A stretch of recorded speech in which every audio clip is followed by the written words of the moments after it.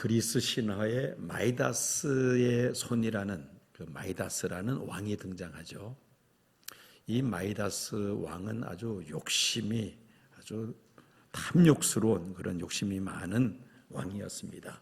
엄청난 재산을 가지고 있음에도 불구하고 더 많은 재산을 갖기를 원합니다. 그래서 술의 신 디오니소스에게 자신이 손을 닿는 것마다 다 황금이 되게 해달라고 요청을 하죠. 술에 취한 채 디오니소스는 마이다스의 소원을 들어주었고, 마이다스는 자기 집에 그 왕궁의 정원수 또 모든 가구들, 조각물들 그저 닥치는 대로 다 황금으로 그렇게 변화를 시켰습니다. 그런데 예기찮은 문제가 발생했습니다. 저 왼쪽에 있는 그림이 욕심이 많은 탐욕스러운 마이다스 왕이고, 그 오른쪽에 보면은 사랑하는 딸을 품에 안았는데 그 딸이 황금 덩어리로 바뀌어버린 것입니다.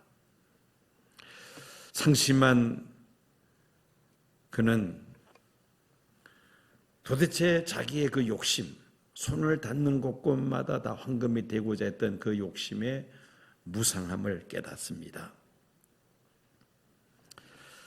탐욕스러운 사람 또는 돈을 버는 재주가 탁월한 사람을 마이다스의 손을 가진 사람이라 그렇게 말을 하죠. 자, 그러나 이 그리스 신화에 나오는 이 마이다스 왕의 이야기는 무엇을 우리에게 메시지를 줍니까? 그게 행복한 삶이라는 것입니까? 행복하지 않다는 것입니까? 행복하지 않다는 것이죠. 음식을 먹으려고 손을 댔는데 음식이 다 황금으로 바뀌어서 먹지를 못합니다. 사랑하는 딸을 안았는데 그 딸이 황금 덩어리로 바뀝니다. 그게 도대체 무슨 의미가 있느냐는 것이죠. 결국 그것이 행복을 주지 못한다는 말입니다. 만약에 우리가 손을 닿는 것마다 또 우리가 만나는 사람들이 다 예수 그리스도를 구주로 영접하고 예수의 생명을 가지게 된다면 얼마나 복된 일일까. 우리가 기도하는 사람마다 다 회개하고 예수를 구주로 영접하고, 내가 만나서 전도하는 사람들마다 다 회개하고 예수를 구주로 영접하며, 우리가 접촉하는 사람들마다, 우리의 손이 닿는 사람들마다 치유의 역사가 나타나고 육신의 질병뿐 아니라 영혼의 상처가 치유되는 이런 생명의 역사가 나타난다면 얼마나 좋을까, 그런 생각을 가져봅니다. 하나님의 아들 예수님께서 인간의 몸을 입으시고 이 세상에 오신 목적이 무엇이었습니까? 우리에게 생명을 주시기 위함이었습니다. 요한복음 12장 47절 하반절 보면은 내가 온 것은 세상을 심판하려 함이 아니요 세상을 구원하려 함이로다 말씀합니다. 요한복음 10장 10절 보면은 도둑이 오는 것은 도둑질하고 죽이고 멸망시키려는 것뿐이요 내가 온 것은 양으로 생명을 얻게 하고 더 풍성히 얻게 하려 함이라. 오늘 본문인 요한일서 5장 11절입니다. 또 증거는 이것이니 하나님이 우리에게 영생을 주신 것과 이 생명이 그의 아들 안에 있는 이것이니라. 예수 안에 생명이 있다는 것이죠. 그래서 아들이 있는 자에게는 생명이 있고 아들이 없는 자에게는 생명이 없다고 말씀하고 있는 것입니다. 예수님이 세상에 오신 목적, 우리의 죄로 우리가 영원히 멸망할 수밖에 없으나 예수님께서 우리의 죄를 대신하여 십자가에 달려 죽으시고 그리고 부활하심으로 인하여 누구든지 회개하고 예수를 구주로 영접하는 자마다 영원한 생명을 얻게 되는 줄로 믿습니다. 우리에게 생명을 주시기 위하여 예수님은 오셨다는 말씀입니다. 자, 그러면 여러분들의 삶에 있어서 가장 중요한 우선순위 제1번은 무엇입니까? 어떤 사람에게는 내 가족이 우선순위 1번일 수가 있습니다. 어떤 사람은 내가 운영하는 사업, 내가 다니는 직장이 그 사업과 직장을 통하여 내가 돈을 버는 것이 우선순위 1번인 사람도 있습니다. 더 좋은 주택에서 살기를 바라는 것, 이게 우선순위일 수도 있습니다. 그 외에도 여러 가지 재테크를 한다든지 여러 가지 나름대로의 추구하는 그런 목표들이 있을 것입니다. 그런데 이런 모든 것들 가운데서 가장 우선시 되어야 될 것은 다름이 아니라 바로 생명이죠. 생명을 잃어버린다면 그 세상 것들이 나와는 아무런 상관이 없는 것들이 되고 맙니다. 예수님은 우리에게 생명을 주시기 위하여 자신의 생명을 내어 놓으셨습니다. 즉 우리에게 생명 주시기 위하여 세상에 오셨다는 말씀입니다.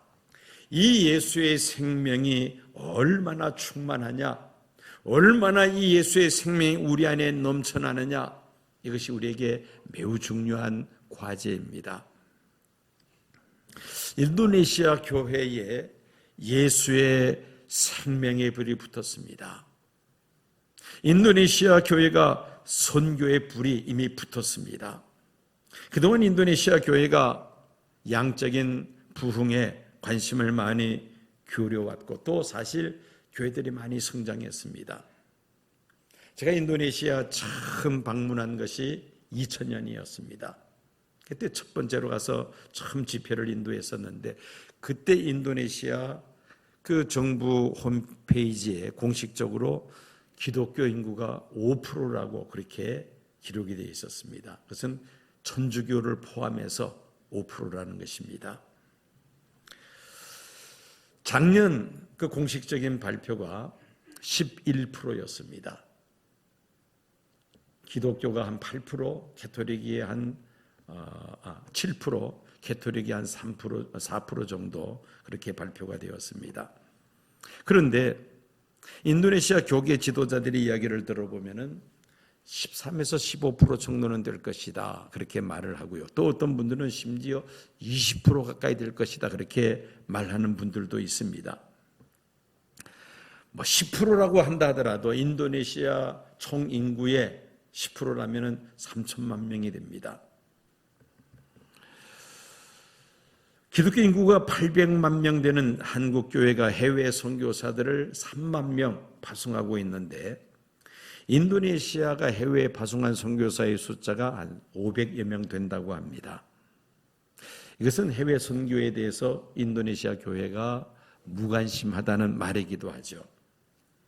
작년에 우리 교회에서 제주도에 인도네시아 목회자 40여 명을 초청해서 인도네시아 선교 동원을 위한 그 컨퍼런스를 작년에 주최를 했습니다. 이 40여 명의 목회자들 가운데 자와 중부 지역에서 온 분들이 중심이 되어서 이번 2주 동안의 그 모든 집회 일정을 그분들이 다 준비를 했습니다. 지난 출발할 때 제가 보여드린 것처럼 이 자와섬이죠. 인구가 1억 5,600만 명, 대한민국의 1.3배 정도 이 땅, 섬이라 하지만은 대한민국의 1.3배 정도 되는 땅입니다. 남한의 1.3배. 중부 지역에서 이번에 이제 순회하면서 집회를 하는데요. 그 카랑 안야라는 도시에 야곱의 우물이라는 교회에서 첫 번째 집회를 했습니다. 6월 5일 날 야곱의 우물. 자세한 내용은 이번 주 금요 기도회 때 설명을 하겠습니다. 그리고 이어서 클라텐에 있는 아피우스 기도원이라는 기도원에서 오전 집회를 하고 그리고 오후에 스마랑으로 이동해서 스마랑 교회에서 부흥회를 인도를 했습니다. 이것도 이제 스마랑 그 지역 연합 기도회 모임에 많은 성도들이 모인 그런 연합 기도회 시간에 집회를 했습니다. 주제는 미션 앤 에스카톨로지, 선교와 종말론이라는 주제의 말씀을 전했습니다. 그리고 그 다음 날 7, 8일 이틀 동안은 웅아란에 있는 아주 큰 기도원입니다. 겟세마네 기도원에서 이틀 동안 집회를 했습니다. 그리고 주일은 이 스마랑에 가서 주일 낮 그리고 주일 저녁 각각 다른 교회에서 설교를 하고, 그리고 월요일 날 차로 대절한 차로 반둥이라는 도시에 가서 11, 12 이틀 동안을 집회를 했습니다. 이번에 집회의 가장 큰 규모가 바로 마지막 이 반둥 집회였습니다. 이 반둥이라는 도시가 인구가 약 한 350만, 도시만 그렇고요. 주변에 반둥을 중심으로 주변에 800만, 그러니까 상당히 큰 도시이죠. 1000만 명 가까이가 이제 그 반둥이라는 도시를 중심으로 해서 생활을 하는 아주 큰 도시입니다. 그 도시의 이제 연합 집회를 이틀 동안 집회를 인도를 했습니다. 주제는 그러니까 세계 선교를 위한 일치 부흥운동이라는 그런 제목으로 반둥 지역 교회 연합 집회를 선교 동원 집회를 했습니다. 자, 이렇게 5개 도시를 순회하면서 집회를 진행을 하는데요. 인도네시아 교회가 이제 선교에 불이 붙었다는 것을 피부적으로 느낄 수가 있었습니다. 외국 선교사의 도움을 받아왔던 인도네시아 교회가 이제는 해외로 선교사를 파송하겠다는 그러한 그 사명감에 불이 붙기 시작했다는 것입니다. 자, 이렇게 국내적으로 또 해외로 이런 열심히 복음을 전하겠다는 것은 내적으로 인도네시아 교회가 예수의 생명으로 충만해졌다는 하나의 외적 증거라고 말할 수가 있습니다. 그렇지 않고서는 이런 열정을 가지고 모여서 기도하고 구체적인 계획을 세운다는 것은 불가능한 일이라는 것입니다. 예수의 생명이 살아 역사하는 외적인 증거가 바로 전도와 선교입니다. 역으로 교회가 전도하지도 않고 선교하지도 않는다는 것은 예수의 생명이 지금 잠자고 있다는 또 그러한 증거이기도 하겠죠. 자, 이렇게 예수의 생명이 넘치는 그러한 교회의 모습들을 보고 오히려 도전을 제가 받았습니다. 자, 이렇게 예수의 생명이 넘치는 교회가 되려면 어떻게 될 것인가? 3가지를 여러분들에게 말씀을 드리려고 합니다. 먼저는 예수의 생명이 우리 안에 살아 역사하면은 우리 개인의 신앙이 성장하고 성숙하게 되죠. 그리고 교회가 양쪽으로도 부흥하고 성장합니다. 교회가 전혀 성도들이 전도에 관심도 없고 교회가 부흥하지 않는다는 것은 예수의 생명이 잠자고 있다는 증거라는 말이죠. 이번에 인도네시아 선교동원 순회 집회를 통해서 인도네시아 교회들 가운데 정말 예수의 생명이 충만한 그런 모습들을 이번에 보았습니다. 집회하는 교회들마다 뜨겁게 찬양하고 기도하며 하나님 말씀에 기울이는 모습을 보았습니다. 여러분, 달리는 자전거 페달을 밟지 가만히 있으면 자전거가 어떻게 될까요? 가다가 설 뿐 아니라 넘어질 것입니다. 계속해서 페달을 밟을 때에 이 자전거는 앞을 향하여 진행해 나갈 수가 있는 것이죠.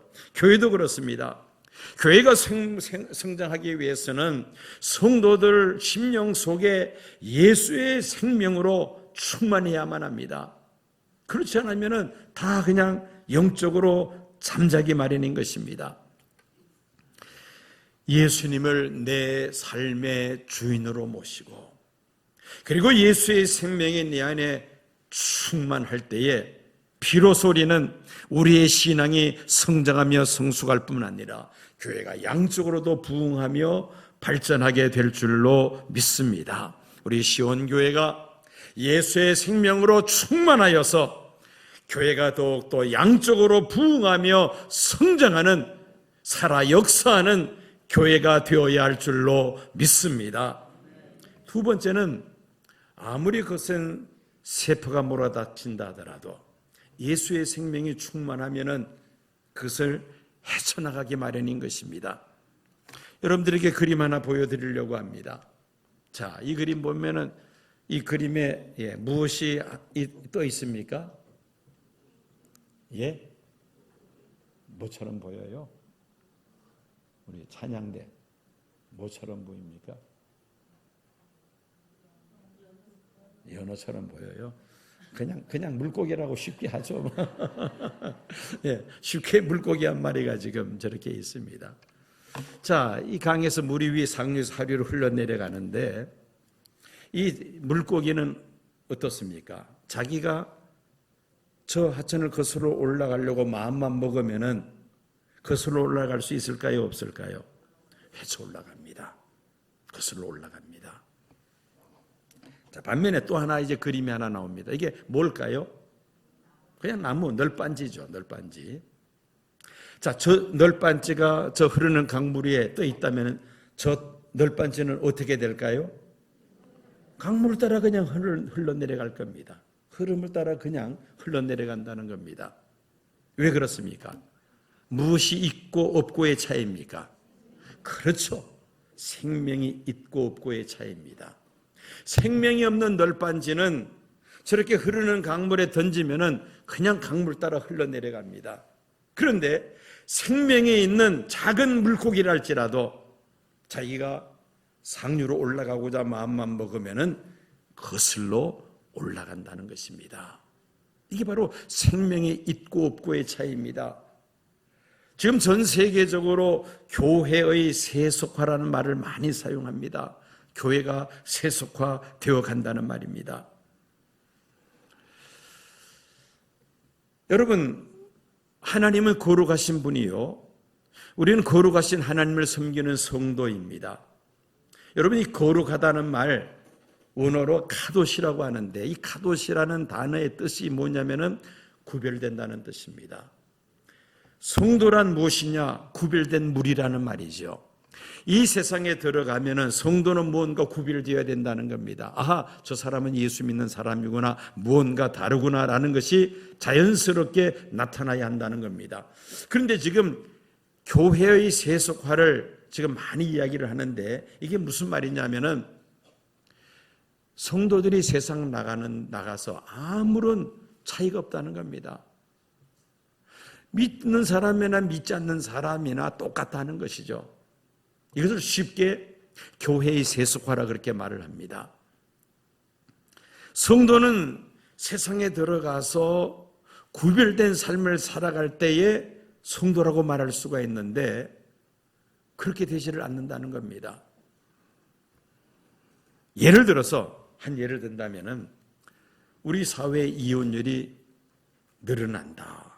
그러면은 교회 성도들 가운데서도 이혼율이 같이 늘어난다. 그러면은 이 성도가 구별된 삶을 살지 못한다는 것이죠.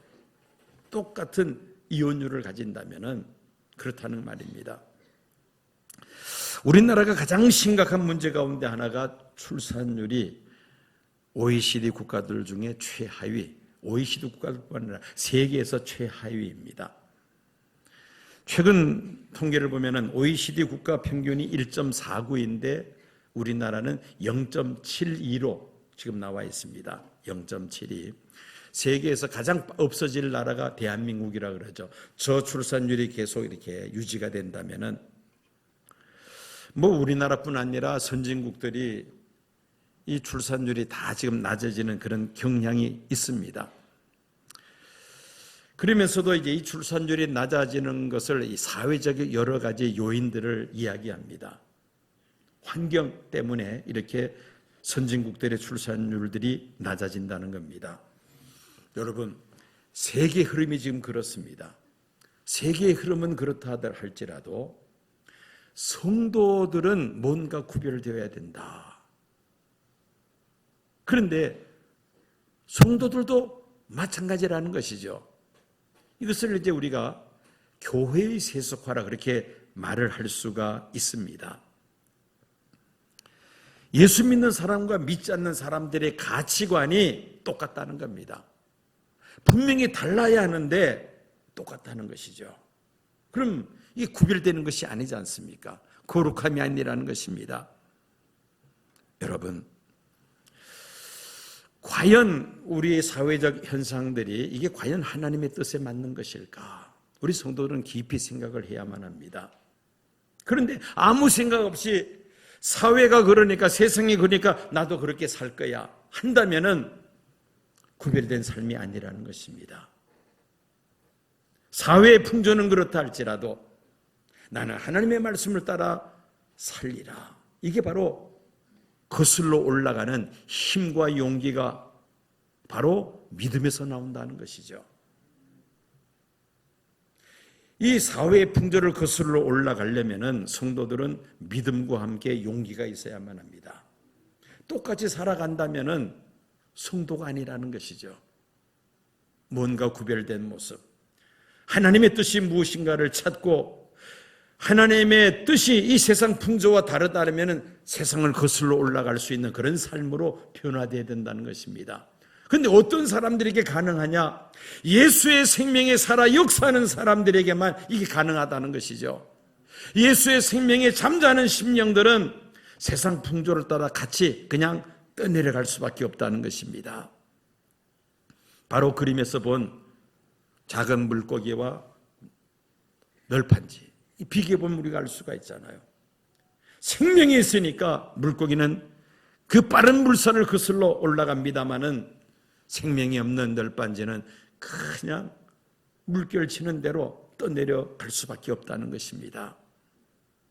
예수의 생명으로 충만하여 이 세속과의 거센 파도를 거슬러 올라갈 수 있는 믿음의 사람이 되어야 할 줄로 믿습니다. 그 다음에 영생과 영벌의 문제입니다. 아들이 있는 자에게는 생명이 있고 아들이 없는 자에게는 생명이 없느니라. 예수의 생명이 내 안에 살아 역사하면, 예수님이 내 삶의 주인이 되시면 우리는 영원한 생명을 누리며 살아가게 됩니다. 반면에 내 안에 예수가 없으며 내가 내 삶의 주인 노릇을 한다든지 세상 관습이 나의 삶의 주인 행세를 한다면은 우리 안에 영원한 생명이 사라져버리고 만다는 것입니다.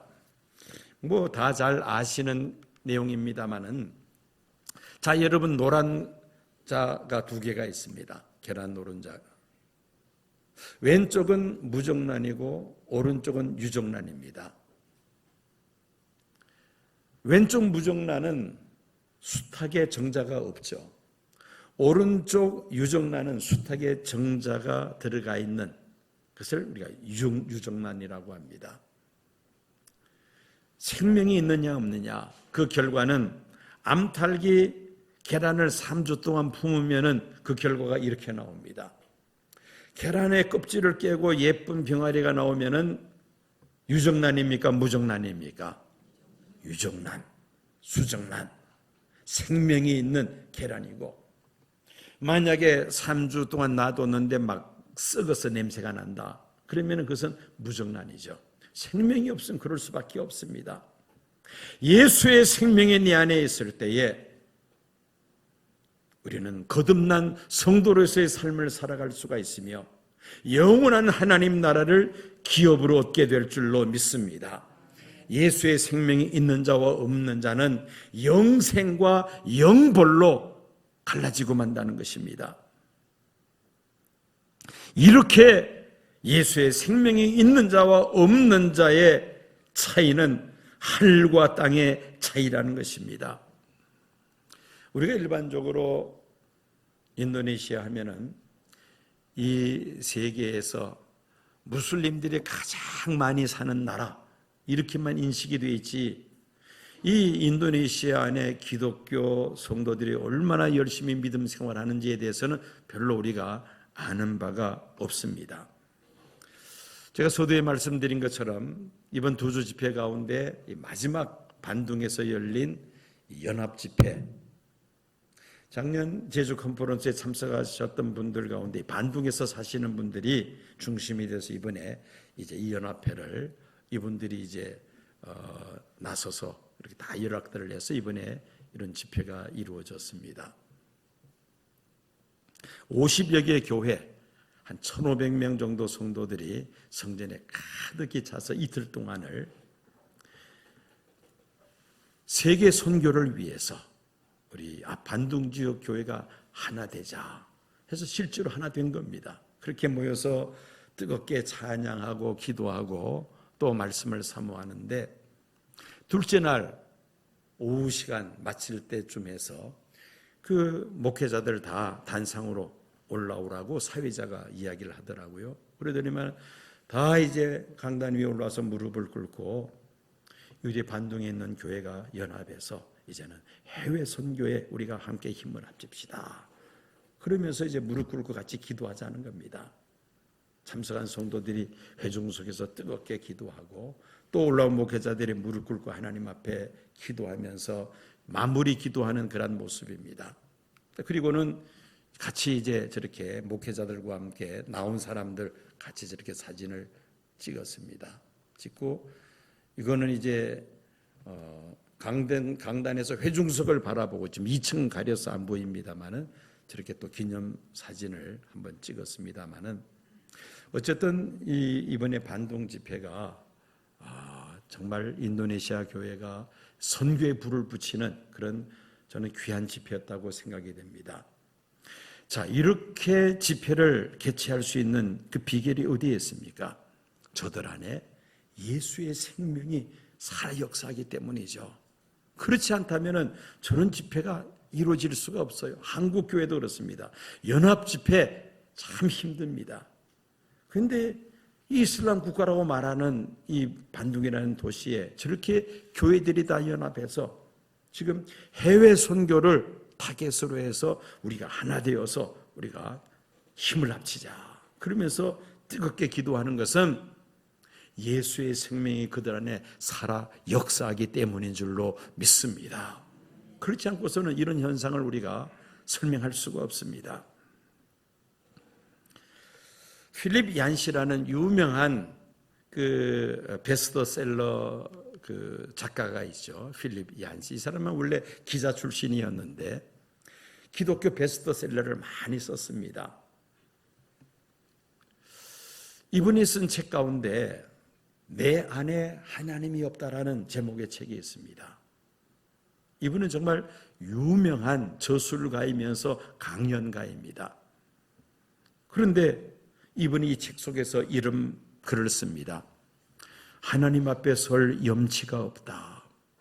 번잡하고 무질서한 생활, 변덕스럽고 이기적인 마음, 미움과 죄책감과 갈등으로 뒤범벅된 내 안, 제대로 굴러가는 것 하나 없고 마음먹은 대로 되는 것 하나 없는 것 같은 하루, 한 달, 1년, 그리고 그 속에서 과연 하나님을 만나고 있는 것일까?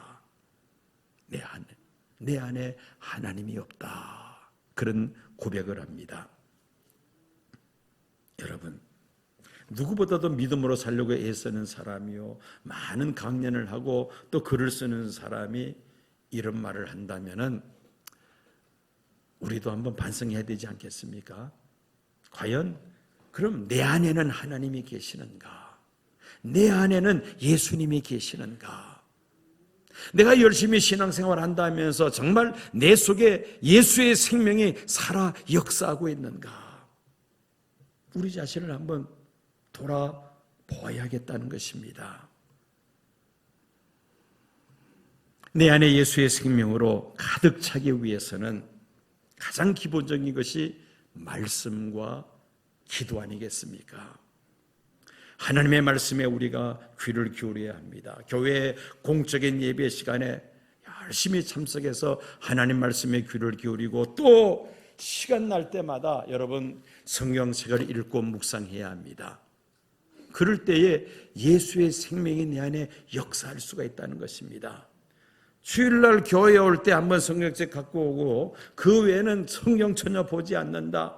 교회에 많은 공적인 예배가 있지만은 그저 주일 한번 예배에 참석하면 난 그걸로 만족한다. 이런 사람 속에 예수의 생명이 살아 역사할 수가 있겠습니까?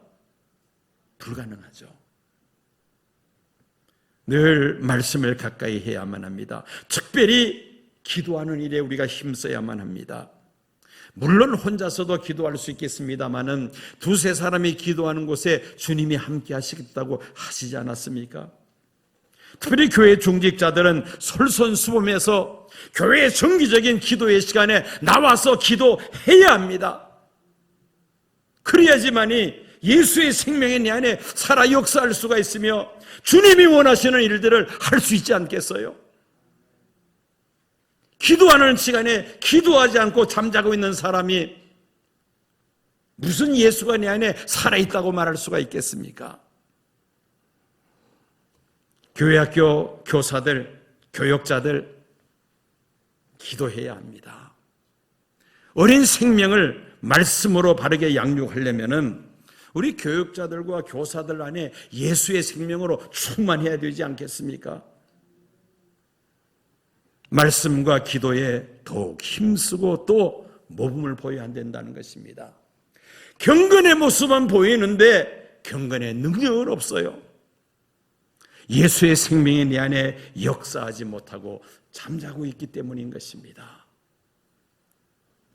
한국교회가 세계 선교사에 유례없는 부흥과 성장을 이루었고 세계 두 번째로 많은 해외 선교사를 파송했다고 자랑을 해왔는데 어느 시점부터 우리 한국교회가, 우리 시온교회가 정체되고 또 침체되는 듯한 그런 느낌을 갖고 있습니다.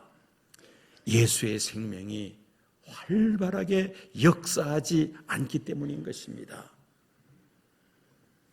내가 내 인생의 주인 노릇을 하려고 하고 내 생각, 내 고집, 내 주장에 사로잡혀 사는 사람들에게는 예수의 생명이 역사하지 않습니다.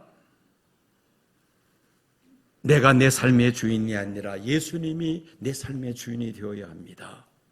말씀을 통하여 하나님의 뜻이 무엇인지를 귀를 기울이며 또한 우리 안에 예수의 생명으로 충만할 때에 비로소 우리는 하나님께서 맡기신 귀한 사역들을 잘 감당케 될 줄로 믿습니다. 우리 시온교회가 정말 예수의 생명으로 충만한, 예수의 생명이 넘치는 그러한 교회가 될 수 있도록 담임 목사를 위시해서 우리 당회원들과 온 성도들이 말씀과 기도에 힘쓰는 귀한 교회가 되어야 할 줄로 믿습니다.